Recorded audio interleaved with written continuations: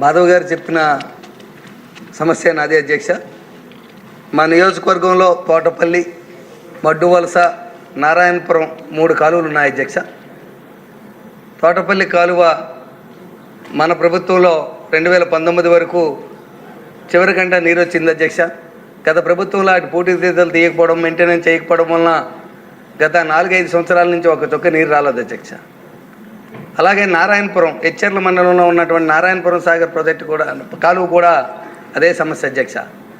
థైలాండ్కి నీరు రాలేదు, మండలం అంతా కరువు ప్రాంతం అయిపోయింది అధ్యక్ష.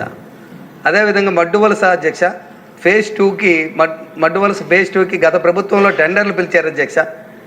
టెండర్లు పిలిచి కాంట్రాక్టర్ 3-4% వర్క్ చేసినాక వారికి డబ్బులు ఇవ్వకపోతే కాంట్రాక్టర్ మధ్యలో వదిలేసి వెళ్ళిపోయారు అధ్యక్ష. ఆ ప్రాజెక్ట్ అక్కడితో ఆగిపోయింది అధ్యక్ష.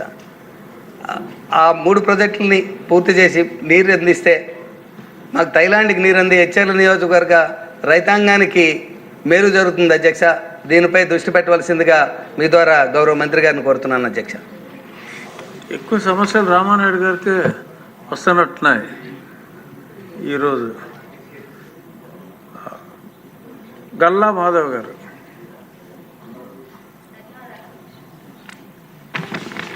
అధ్యక్ష, అత్యధిక విద్యా సంస్థలు ఉన్న నియోజకవర్గం మా గుంటూరు పశ్చిమ నియోజకవర్గం అధ్యక్ష. పోటీ అనేది నేటి విద్యా విధానంలో ప్రథమంగా కనిపిస్తున్న వైఖరి అధ్యక్ష. అయితే దీనికోసం పిల్లలు మితిమీరిన ఒత్తిడికి లోనవుతున్నారు అధ్యక్ష.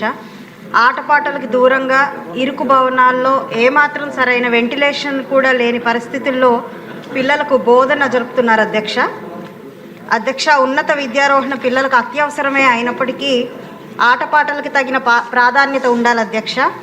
అందుకు మైదానాలు చాలా అవసరం అధ్యక్ష. కానీ అత్యధిక పాఠశాలలకి మైదానం లేని పరిస్థితులు కనిపిస్తున్నాయి అధ్యక్ష.